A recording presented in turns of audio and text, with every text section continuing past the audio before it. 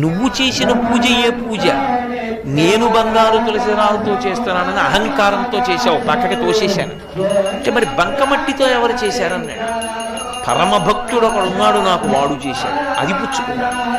ఎవరు వాడు, ఎక్కడున్నాడని అడిగాడు. నీ రాజ్యంలోనే ఉన్నాడు, భీముడు అని చెప్పి కుమ్మరివాడు, వెళ్ళి చూడని వెళ్ళాడు. తొండమాన్ చక్రవర్తి వెళ్ళేటప్పటికి ఆయన కుండలు చేసుకుంటున్నాడు. కొయ్య వెంకటేశ్వర స్వామి మూర్తిని పెట్టి మట్టి తయారు చేసేటప్పుడు కుండ మొట్టమొదటిది చేయగానే విరిగిపోతుంది. దాంతో బంకమట్టి తులసిదళం చేసి ఆయన పాదముల మీద పెట్టేవాడు. స్వామి ఉన్నాడు అని నమ్ముకునేవాడు.